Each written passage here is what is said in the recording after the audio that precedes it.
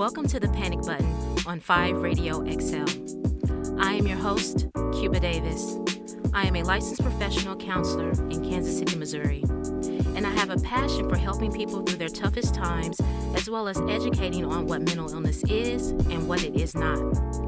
On this show, we will discuss topics that surround mental health. So, let's get into it.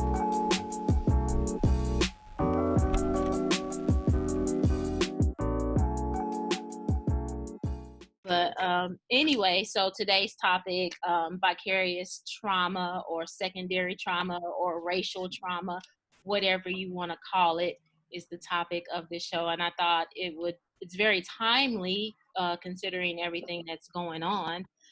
This is not something that's new to us. But I just felt like we should just delve into it. Before we do that, I want everyone to kind of introduce themselves. So most people that, if you're tuning into the show, know me. I'm Cuba, an LPC here in Kansas City, Missouri.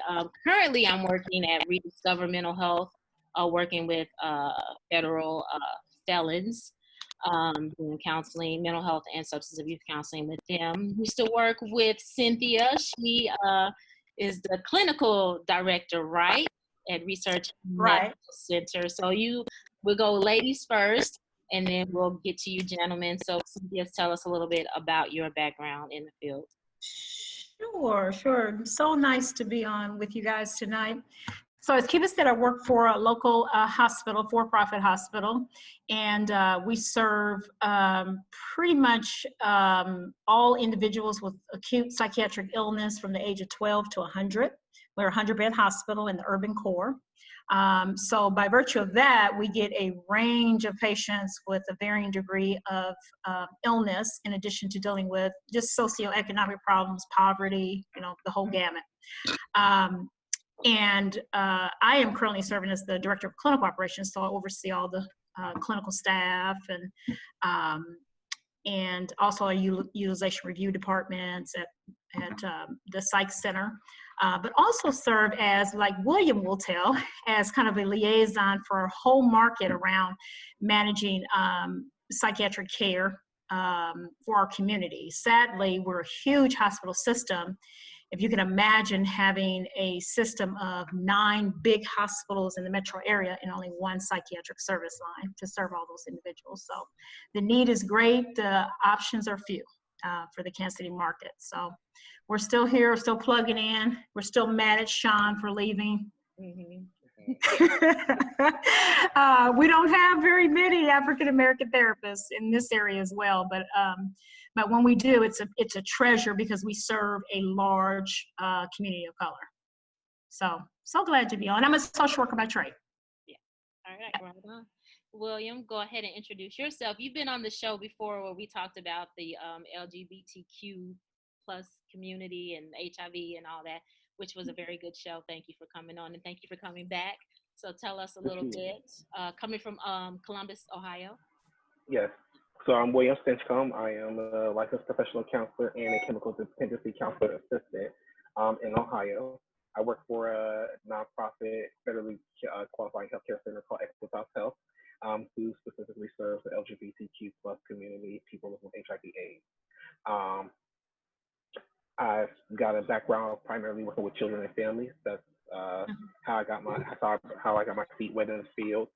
Loved it, and when it was time for me to start pursuing my other passions, it's how I entered into this role in the field. But I've been doing it since 2007, and I'm enjoying it, and glad to be here with y'all again.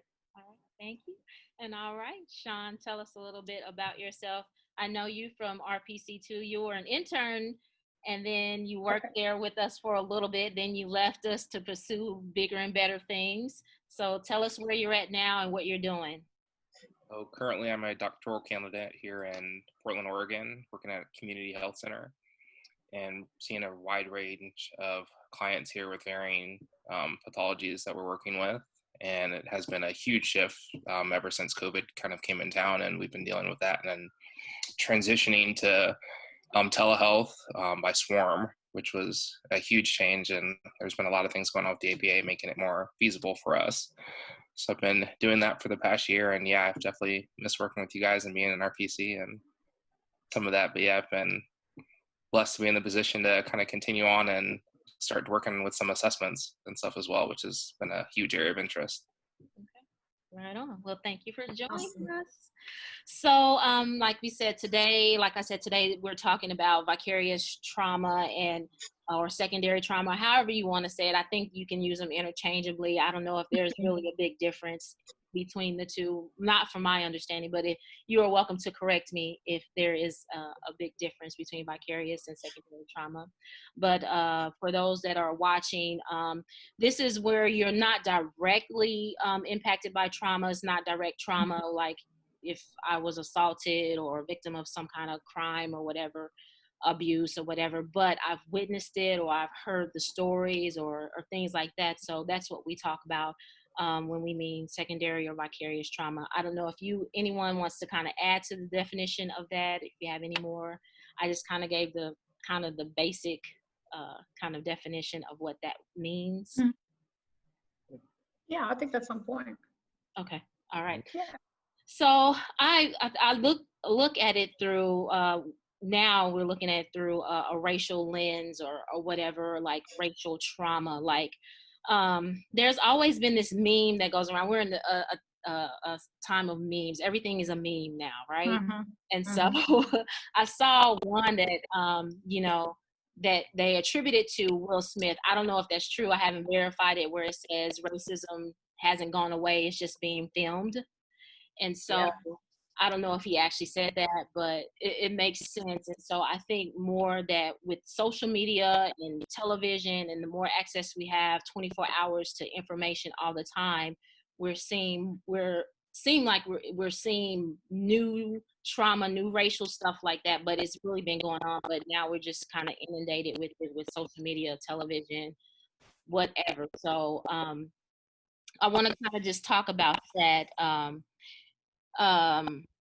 So kind of tell me what your thoughts on like the trauma that do you think that this is a new thing, old thing? Tell me your thoughts on this racial trauma. And whoever wants to go first, I'm not going to pick on anybody. I can go. Okay. Just to start the conversation, I suppose. So we were having that conversation just beforehand where I was talking about how I developed the training and whatnot. And I'm sure if we all haven't heard of it, we've either read it or something to that effect. But Dr. Joy DeGruy's book, Post-Traumatic Slave Syndrome, and how she spoke about how we have generational trauma that just goes through the lens. And I found that reading so interesting just because of the fact I didn't necessarily have words for it. But after reading her book, I was like, oh, you know what? This makes tons of sense because this is how I've always felt about reading about Black history and then still having these experiences as a Black man walking through the world. And then when you have some of these actual incidents and events happen to us, it just sparks or reinvigorates those feelings of that deep disgust, that deep feeling of tension that comes along with just having this dark skin. So I think it's such an interesting thing, and I appreciate the fact that today we're starting to see the fruits of being tired because of it, so that way something can finally change about it. Yeah. Anyone want to add to that? Yeah, I think that I love that book. I have recommended that to people, and they think it's, to be honest with you, they think it's extreme. And it brings up this thought process of, here you go again, talking about history, right?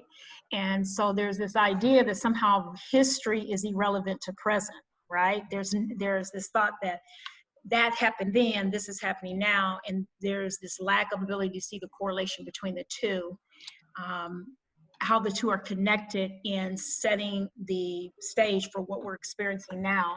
And I think, in fact, today, it's funny you should say that, William, because I was explaining to someone about, in fact, I wrote it down, the refusal to accept the existence of structural racism and its symptoms, right? So there's this idea that somehow we're just fighting because George Floyd had a knee on his neck, right? It's not that George Floyd, this one guy had his knee on his neck by this one cop. It's the existence of a mindset that has been part of our culture since the very beginning. It's embedded in everything about what we know to be true about how we live, how our legal system works, how our health system works. I mean, A to Z, right? And so we're not fighting just for George Floyd's justice. We're fighting for the justice of a system that is designed to oppress. And it's very difficult for people to understand that and to give language to that. And when we talk about re-traumatization, when Black folks are sometimes put in positions to have to explain that again and again and again, you know, it's like, try to understand what we mean when we say this, educate yourself about how this manifests itself in modern day times and how we live as Black folks. So when you have to continue to explain it, it's almost like it's devaluing. Am I explaining myself? I mean, it's like it's to have to continue to explain why that's significant within itself can be traumatizing. Yeah. Like, you don't believe me? It's kind of like the Me Too movement. Why can't you believe me? I actually was talking to somebody about this the other day. It might have been just yesterday, where I said, you would think if I am your Black friend, that you would just take the fact that my word should be weight enough. Right. So if I'm telling you that, if I'm giving you all this history, I'm giving it to you because I'm trying to educate you. But what I realize that I haven't said to people, which I think because I'm so tired, I think I'm at the point of telling people, this hurts. Like, you're literally hurting me. You're not physically putting your foot on my neck, but I can feel the pressures of your foot on my neck as a system. And then look at this entire movement that's going on and pay attention to it. We're all feeling this because for some reason we all want to believe that education is going to be the thing that helps us, but for some it's not doing it. And I find that crazy. Like, why am I explaining myself 1,001 ways to educate you and you still aren't accepting it? Yes. How about, you know what? I'm hurt. Just let's leave it at that. I'm hurt. Yeah. So I'm just other hurt. people. Yeah. Well, of it's challenging people's schemas and how they view the world. I was talking about with a friend the other day of our current pandemic and the issues that have been going on is that these things have been occurring for over 400 years to our people, and they have continued to occur, and racism in America has modernized. It's not as open as it used to be, but it's modernized to fit the current systems in which we're in. And how this current system has exposed some of these things, and that with the pandemic going on, people are at home, sports have stopped, there's nothing going on, and now it's in front of people's faces and you can't ignore it.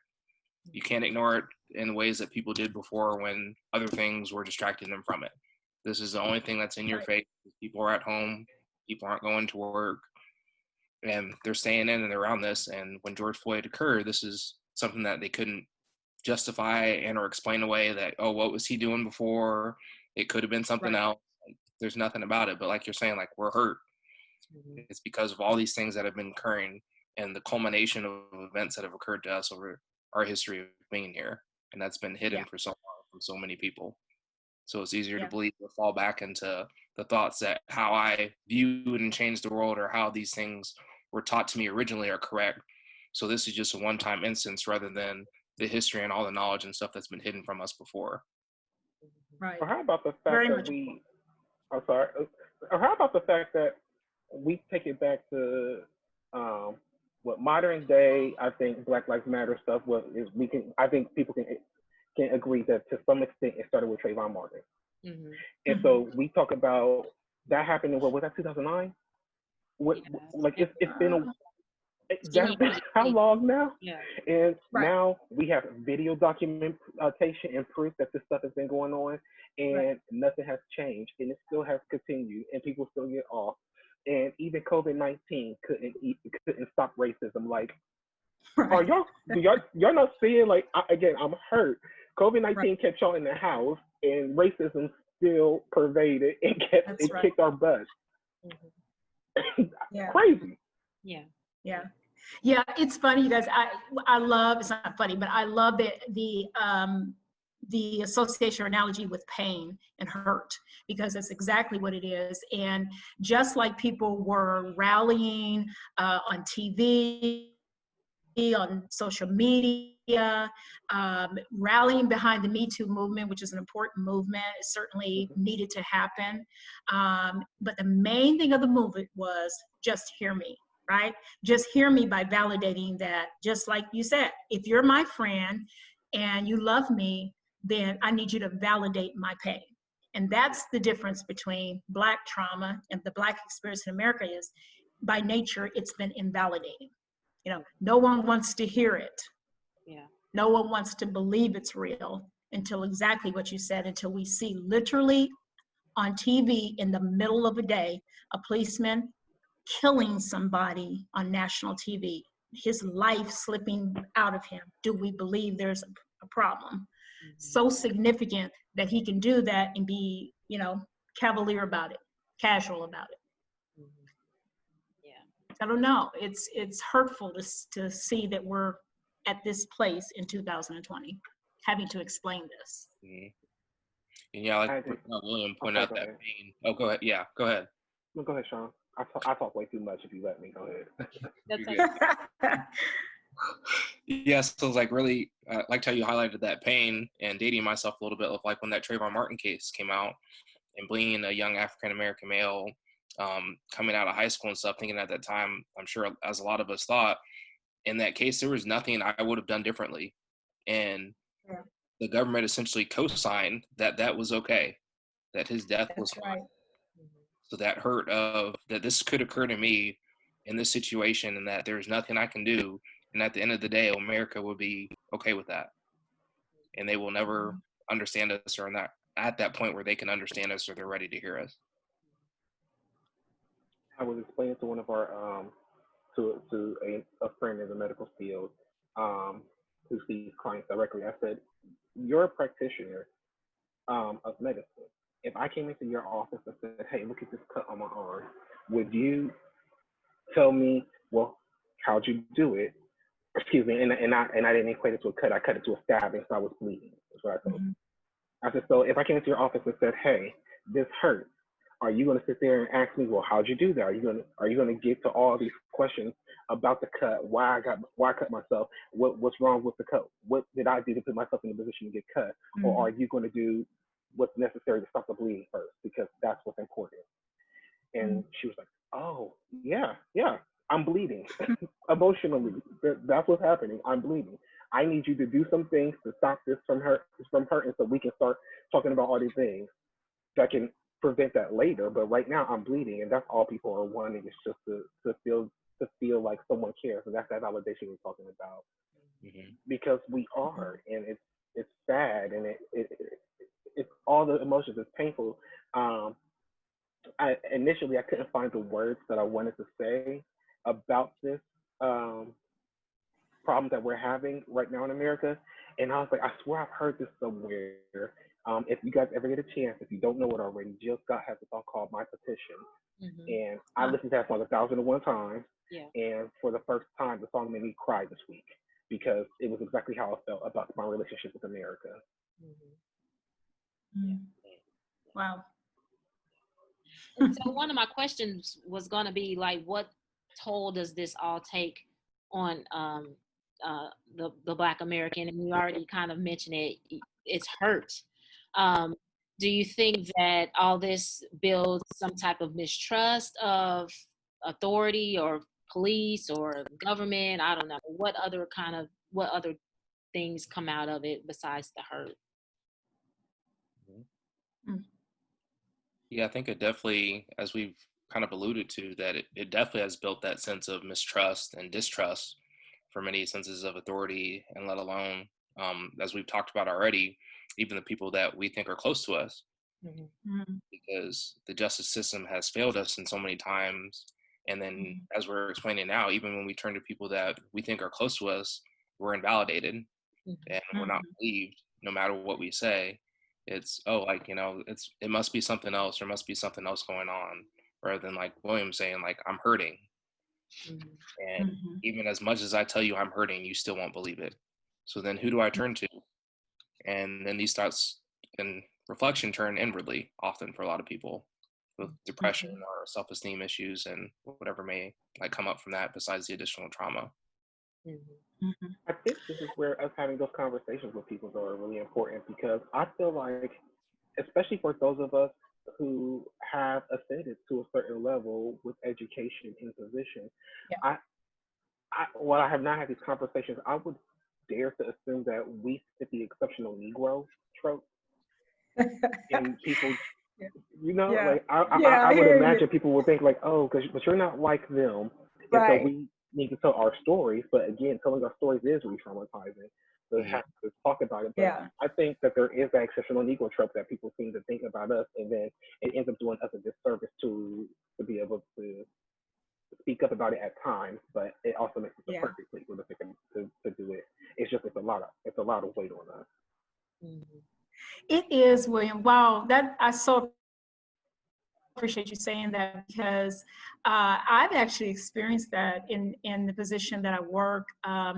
There is this belief that somehow I'm not affiliated with those folks, right?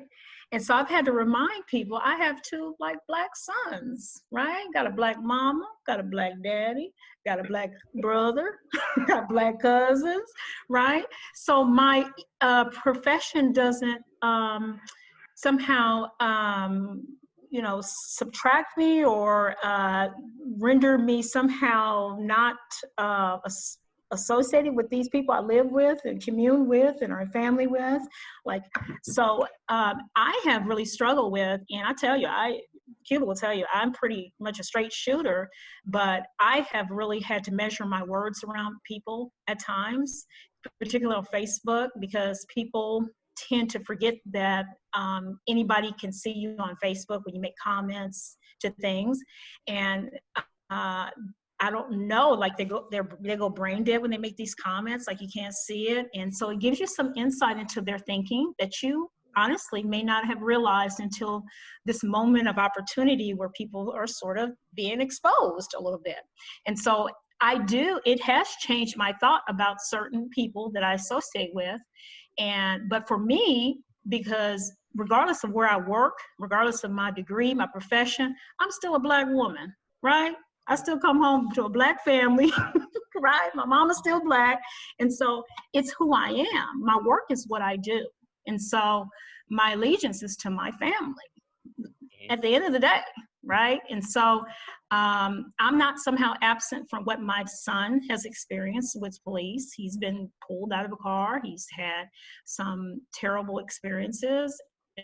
And so I personally can associate with that. And so when I see things like this and comments like this, I'm like, I don't know who those people you think are and why you somehow think they're not me. I am those people, right? That is me.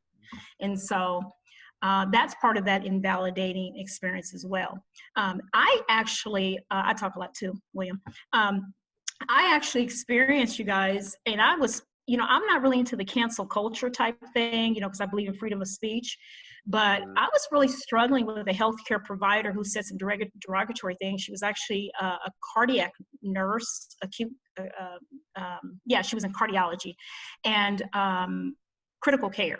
And so you're in a position where you experience, and it's at a big hospital here, at KU Medical Center here in Kansas City. So they get lots of trauma there, lots of gunshot wounds, all kinds of things, right? And so she put a post up about her perception of Black men, right? When they come into her hospital, and most of them are in gangs, right? So I thought, okay, I can take the average person making a comment, but what am I to do as a healthcare professional myself when I see a nurse who's directly responsible caring for the public make a statement like that? You see what I'm saying? I mean, that's the kind of stuff that puts you in an awkward position, being a professional, but still being a Black person. You don't get to remove yourself from that. You don't get to, like I said, check out of that. And so it's a dilemma that I think lots of professionals face, like how far do I go? How much do I say? How do I respond? Trying to balance how they feel personally with their own experiences and trying to balance what they're required to do professionally when they see something like that. So what do you guys think? I was curious about that. Yeah, really Any echoes. thoughts about that? Actually, before I started working with you guys and I was in Manhattan and Kansas, I ended up breaking my leg and having a similar experience in the hospital of, rather than getting the initial care and stuff that I needed, having a broken leg, I was asked, hey, where's your insurance? Like, do you have this? And you're more worried about my ability to pay for this than you are my care. Mm. And at the end of the day, I think that's what kind of echoes on the fact of what's going on with our Black women who come in with, when they're coming in pregnant, and how they get mistreated and are getting the same care, and why we see some of those issues there, because we're often being invalidated and judged before we come in. It's like, as you were talking about earlier, regardless of the role we play or our position or whatever title we may hold, when people view us, they don't see the title, they see our skin. Right. So it's just something we're not able to escape from or get out of. So in that position, it's just one of those things when you're in charge of somebody's life and or healthcare, regardless of what they came in for, like, you chose to do this field and you have a certain responsibility of what you're doing and who you're caring for. And that shouldn't change or dictate based off your prejudgments of somebody and what they've done or what they haven't done. Yeah, so you're in a position, so I guess my thinking is like, it almost thrusts you into a position of like, am I responsible to say something?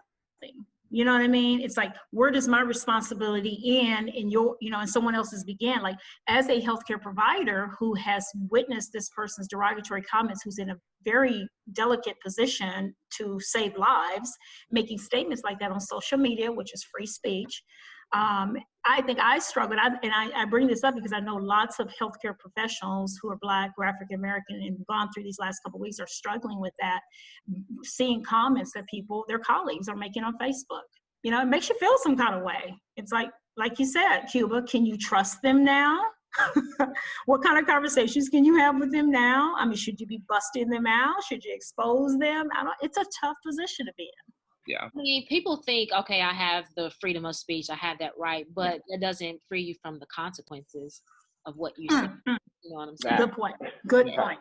They have to realize, because sometimes even if it's not even anything like about what's going on now, just I know what I do and who's following me on social media. I always try to think about what I'm going to post before I post it, because like I said, there are consequences. Even though I had that freedom to say those things, there are consequences to what I say. So, I tread very lightly on what I post on social media, but some things I have to post. Like, there's some kind of injustice, I will, post it. But yeah, so. Yeah, I feel kind of in the same way of like, you're not free from those consequences of your actions, your decisions. So be very careful about what you're saying or what you're putting out there. And I treat it similarly how I do in practice, or how when I'm working with people, when I'm making some of those decisions of, what could I live with? Could I live with knowing that, this could affect somebody's care and could affect somebody's life? Mm-hmm. If I find out like, there was something I didn't do, or in that moment I could have done something and I didn't, and that made a choice that affected somebody's life, that's not something I could live with. I can live with the repercussions of somebody being butthurt or thinking about me a certain way, but at least you got checked, and hopefully that's not affecting somebody else's care. Yeah, good point. Yeah. So another thing that had been going around since, all the protesting and the rioting and the looting, and I have my thoughts about that. I think the protesters are really protesting. I think that there are outsiders coming in and doing the looting and the destructive things, but that's a whole nother thing. But and I think, Sean, you posted it on your Facebook, but then I saw it like trending on like Twitter, and there was a quote from Dr. King, and I'm just going to say the last sentence of it, and it says, a riot is the language of the unheard. So I'm thinking that the rioting and the protesting and things like that are just that effect of that trauma. Like, we tried to peacefully protest with Kaepernick taking a knee, and y'all had a problem with that. And so I guess we got to get a little bit louder now and do something more drastic. And we saw didn't they do the same kind of thing in the Ferguson with Mike Brown? They did the rioting and that was going on. So I just think too that that's effective. When they're not heard, so we're just going to make a lot of noise with the protesting and the rioting and things like that. So, do you have any other thoughts about that, about the rioting, the protesting, and things like that?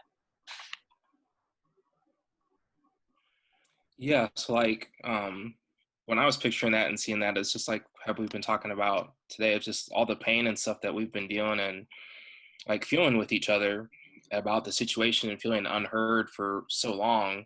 And that similar to other things of trauma, I like to explain it around anger, of like anger being a paired emotion and that it always comes with something else. When I'm trying to express my feelings, I'm constantly invalidated and people aren't hearing me, then you will hear me now when I'm angry, because that is the only way I can get you to respond to me. And somewhere as we see with kids and stuff acting out when they're like 2 years old and they're hungry or they're wanting something and we're not paying them that attention or giving them that need. And then they start throwing chairs and stuff around. And now you have to pay attention because now they're obstructing what you're doing.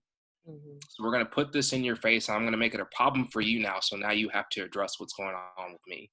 Yeah. I like that It's analogy. Yeah. It's funny because I was going to say the same exact thing, Sean, because I've worked with kids and families for years, and I worked with kids specifically in residential, and that was part of the language that we used, was that if you don't, it kind of fits here, but it doesn't exactly. But if you don't make an activity out of the kids will make an activity out of you.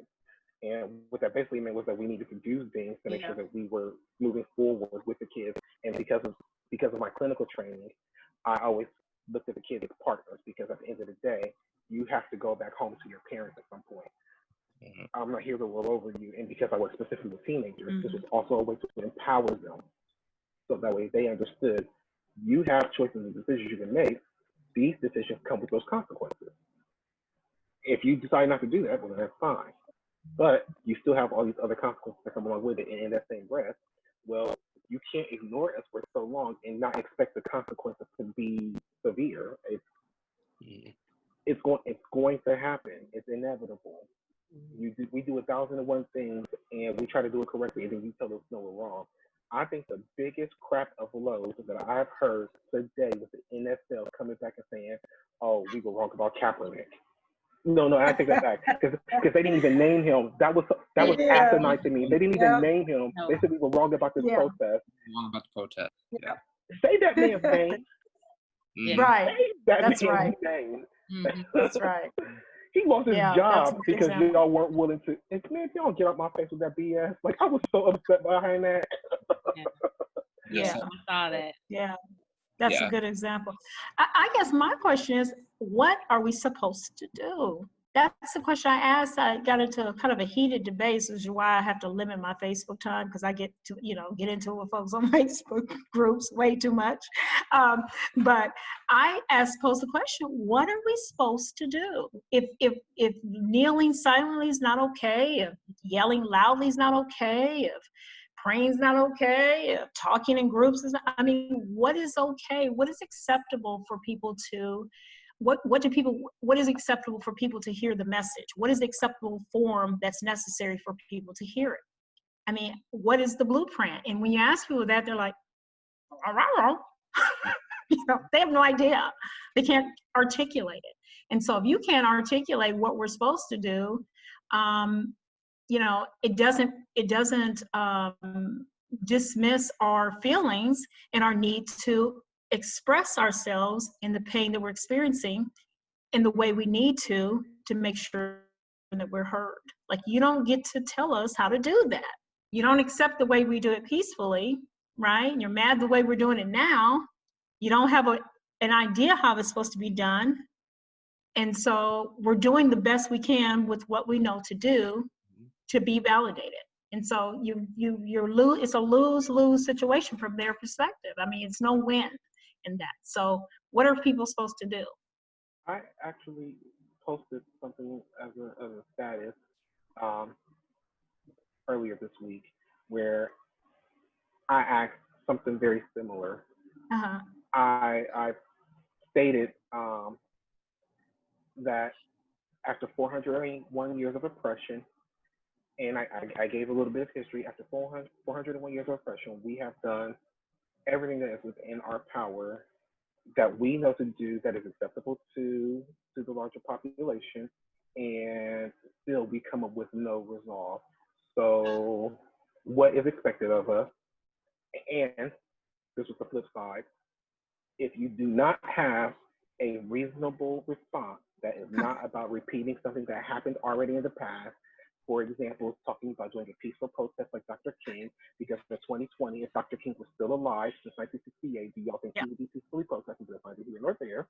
Right, right, right. If after that long, after all these years, you don't have a different response than what we have already done, then I invite them, very strategic about my words, I invite them to not make any comments that were the opposite of what we are fighting for, because what we're feeling is very valid, and your Black friends are watching, and we're all watching. And if you cannot come up with something reasonable, I do not want to hear you saying anything contrary. And that meant I don't want to see all lives matter. I don't want to see blue lives matter, because none of those things matter until Black lives started to matter. Right. Right. Right. Yeah, I posted something very similar on that topic, and like flat out called it out of, you're sending all these subliminal messages that no way is right to protest, peaceful and or otherwise, that you're sending these messages without wanting to say it, that you're okay with the norm. Yeah, that's it. That's it. And that you're okay with our experiences, and yet you still don't want to acknowledge that they're going on. Yeah, that nailed it. That's it. That's really what you're saying is, don't rock the boat. It's not that bad. Which speaks to someone's privilege, that they also get it. I called someone privileged and they got upset behind it. I was like, so I wanted to call you racist, but I didn't do that. I just said you have privilege. If you're upset about being called privileged, OMG. Let me start telling y'all about how, okay, Karen, like, I'm gonna calm down because I'm feeling my blood boil right now, y'all. I did want to touch on that, like the Karens, like new thing. Like some white women feel like that's the same as a racial slur. But I don't know. I think it's funny, and I've heard white people call white women Karens. Yeah, I have too. Yeah. Like, all right, Karen. So what do you think about this Karen phenomenon that's going on? Like, whatever you want to call it, I don't know.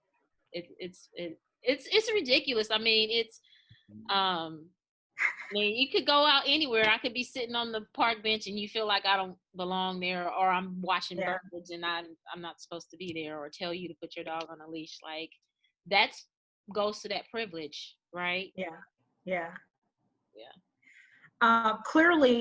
Clearly it's, and I was so proud of a very good dear friend of mine. She's a white lady, but she's so just with it, you know, in terms of her knowledge of history of systemic racism and all this stuff. So she does her own homework, and she actually posted it and said, guys, let this be your blueprint for what really white privilege is. And she said it's not even that. It's not even the act of the word she called him, because people got focused on that. You know, she made derogatory words and all that. She said it was the idea in her head that she could use her tone. She could change her tone to emphasize this fear, right? That's already present and embedded in our culture. We've talked about that. The fact that she knew that would have an impact on the 911 caller is a learned behavior. And the reason she did it is because she could. Right? That's privilege. That's privilege. And so she got it, and she invited her friends of, you know, Caucasian friends to get it. And she said, if you ever needed an example, here you go. It was powerful. I mean, we could not have scripted that better, as a better example than that, I don't think. Emmett Till lost his life because some woman did something like this. Only for us to hear, what was that, 2-3 years ago, she came back and said, oh no, that was made up. Do you know how infuriating that is? And then for it to happen, Chad, I'm gonna cry. In 2020, for that woman to go and do what Yeah. she did, Right. with that history, and people still not empathize. Like, Right. we are literally losing our lives because we make false statements. One of the Yeah. people who's running for office in New York, she said, we've prosecuted people for less, and I've prosecuted people for exactly this. So this is just that much more disgusting because now it makes me second guess the things that I've prosecuted people for because of this Wow. behavior. Yeah. Yeah. It's easily to believe that and how that's occurred for people. Because Yeah. I was talking about that instance with friends about New York, is that just the irony of what occurred, where it occurred, and what happened. Because when I was thinking about it, like Cynthia was talking about, like she weaponized the police in many Yeah. ways that we experienced. Yeah. She was privileged to do that, ironically, in the same park where the Central Park 5 occurred. Yeah. Yeah, Wow. Wow. it was. Wow. I hadn't thought about that, Sean. The same thing, Yeah. same instance of you weaponizing the police force against Black people. Wow. Yeah. Mm. Wow. Wow. Thanks for bringing that up. I hadn't even put the two together, but what a powerful statement that makes. Yeah. Yeah. It was the murder of George Floyd was one thing, but I don't know, Cuba, if you feel this way. I was doubly hurt by what she did, you know? And I guess what hurt me about is as an African woman leader in a corporation, I haven't experienced it, of course, to that degree where somebody calls 911, but I have experienced subtle examples of that, right? And sometimes it comes in ways like when you're challenged for a position or somebody's challenged by your position, I guess that's a better way of saying it, challenged by your position, and you confront them about some things and they become the victim, right? And they become the victim. Instead of owning their behavior and the things that we can do to work together, they turn into the victim and I turn into the angry Black woman. Yeah. Right? Yeah. And so that victimization comes in lots of forms, like, why are you doing this to me? You know, why are you picking on me, kind of thing, right? Yeah. And it's followed by crying, you know? And so then the conversation stops being about the behavior that you're exhibiting and my responsibility as a leader to call you on that behavior and hold you accountable for that behavior. All of a sudden, I find myself in a position to have another leader talking to me about my sensitivity with the employee. You know, see how that gets circumvented? Yeah. That's privilege. It's like, how do you get to do that? Why am I being questioned because it's you as opposed to somebody else? It's interesting, guys, to see that played out. I'm telling you, it's real. So, okay, William. So the presentation I did this week was about allyship in the space of professionalism. And so I did a very deep dive about what professionalism looks like. And at the root of it, professionalism is white supremacy. I don't think a lot of us find that surprising, but some folks don't quite understand and get it. And I'm not going to do the deep dive with you here right now. But at the root of it, it's that there's this very certain type of ways that behaviors that are acceptable. But when we were cast out of the job pool, well, that elitism that we just simply couldn't gain was never included us. So professionalism doesn't look like something that we are normally willing to adhere to. Yes. Additionally, Black folks as a culture, all the studies show that we just happen to be a little bit more direct. It's not a good thing, a bad thing, it's just a thing. Yeah. So if you have a problem, we're just going to address it head on, and that's a thing. We consider that professional, and there's a whole piece of the community that does it. So then you be the angry Black woman, I'm the angry Black man. We all are here just angry for no reason because we're being direct to people. I thought that was crazy what you said about having to have somebody else step in and you the boss. Yeah. What? Yeah.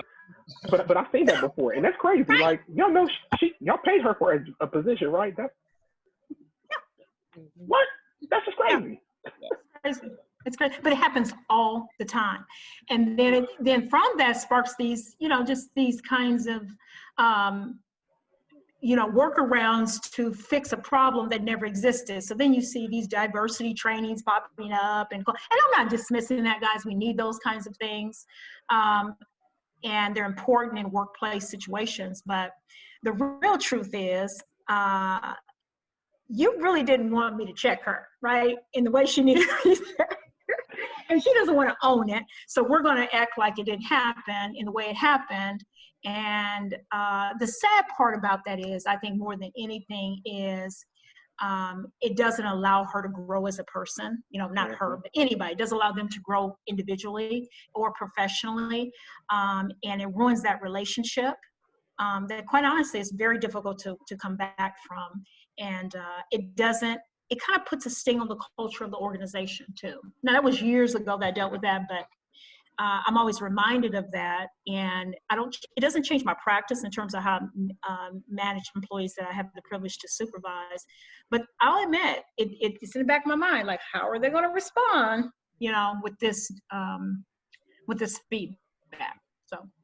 Yeah, that was my initial thought when you were saying it, of they don't want you to talk to this employee even though you're the boss. So it sends this cultural message that, one, that behavior is okay, and then two, you need to think about before you do it, depending on who it is and what's going on in this situation.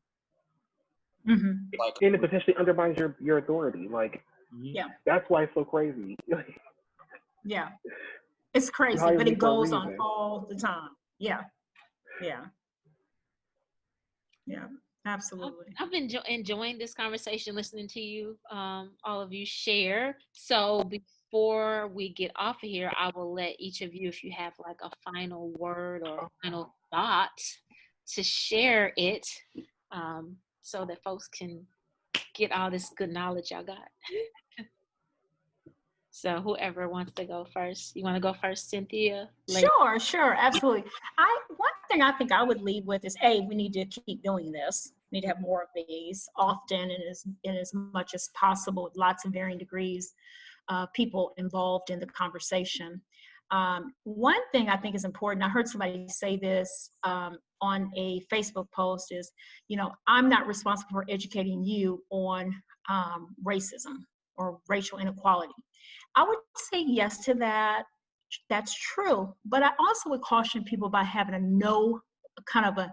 I'm not going to do it stance on that, because I think while we're not responsible for teaching people, I do think we can be a part of helping to educate them on the things that really do matter. You know what I mean? So it's okay to lead people to resources. It's okay to suggest things like post-slave syndrome. That might be kind of heavy for the average person, but certainly there's some books way under that are just basically teaching tools to help people to be anti-racist. A friend of mine, Lisa Henry, she started a toolkit, believe it or not. It's called the Anti-Racism Starter Kit.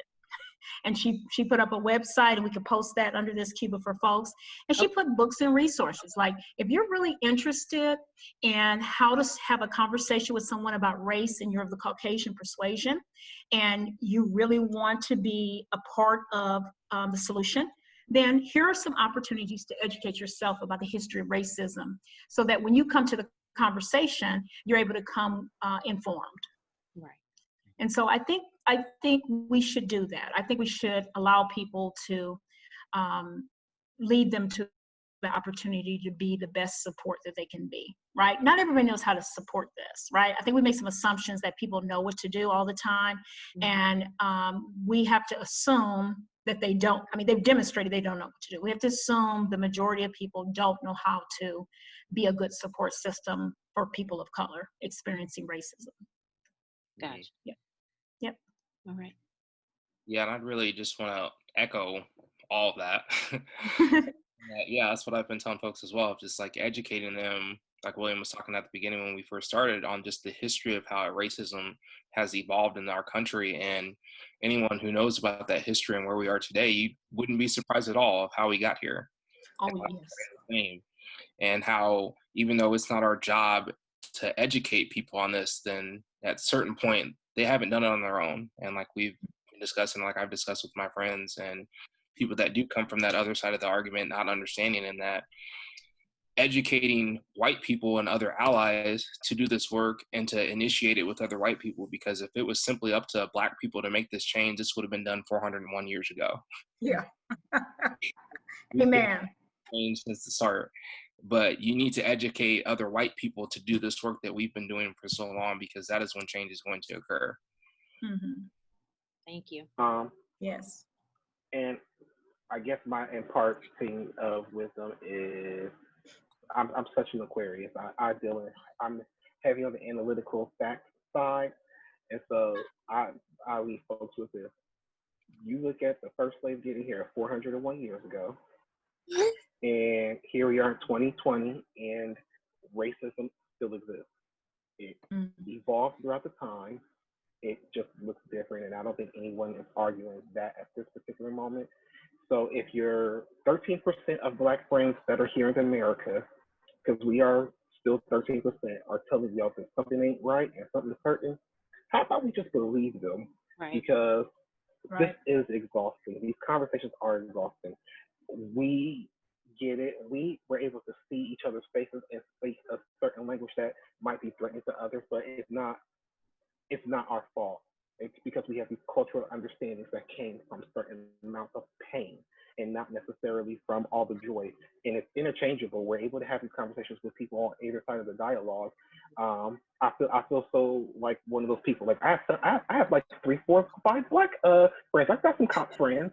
I've got friends all across the spectrum. I've never not wanted their lives to matter. I actually love them. I invite them over for dinner, you know?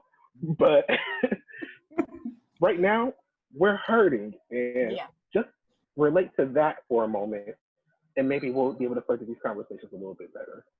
All right. Well, I thank you all for having this conversation today, and it's just the first of many. So, and you all are welcome to come back on and talk about this and related topics. But thank you to everyone that's tuned in to the Panic Button every Sunday at 2 o'clock Central Time on the 5 Radio XL. And I also have the Panic Button page where you can see all the past shows. And so thank you all. Thank you for listening. Thank you for being on this panel. And I enjoyed every bit of it. So thank you. Thank you, Cuba. Thank you. Thanks. Good night.